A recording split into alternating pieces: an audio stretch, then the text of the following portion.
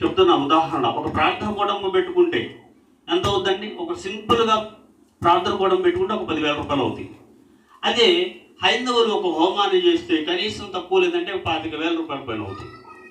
ఇక్కడ భక్తులు ఆ వ్యక్తి మాట్లాడుతున్నాడు కదా, హోమముల కంటే, సర్వాంగ హోమముల కంటే, రెండోది బలులు అర్పించుట కంటే, ప్రేమించడం అనేది, పరిపూర్ణమైనటువంటి మనస్సు అనేది బలులు అర్పించే దానికంటే అధికమైనది అంటున్నాడు. చూడండి, అధికమైనది. శాస్త్రుల నీతి కంటే, పరిసయ్యుల నీతి కంటే మీ నీతి అధికము కాని ఎడల, స్వార్థలో ప్రభు మాట్లాడుతున్నాడు. మీరేదో నీతిమంతులు అనుకుంటున్నారు కదా, వాళ్ళు నీతిమంతులే, కానీ మీ నీతి అధికముగా ఉండాలి, మీ మనసు అధికమైనదిగా ఉండాలి. దేవుడు తెలియజేస్తున్నాడు.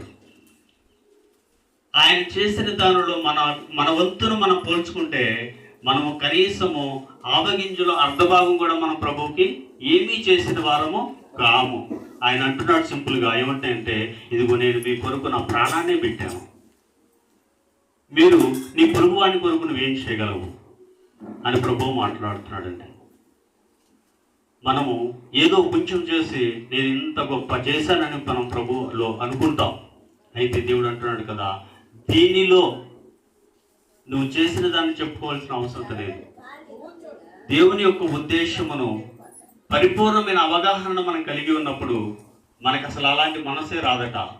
దేవుడు అంటున్నాడు కదా, ఆయన కార్చినటువంటి రక్తం కొరకు ఇష్టమంతైన మన రుణాన్ని తీర్చుకోవాలంటే మన జీవిత కాలము సరిపోదని భక్తుడు రాస్తున్నాడు.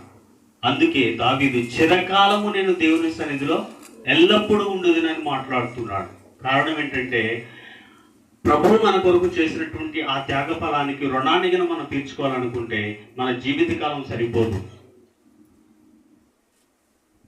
అయితే దేవుడు కోరుకునేది ఏంటంటే, నా కుమారుడా నీ హృదయమును నాకేమో, అంతకంటే గొప్ప కానుకను నువ్వు ఇవ్వలేవు.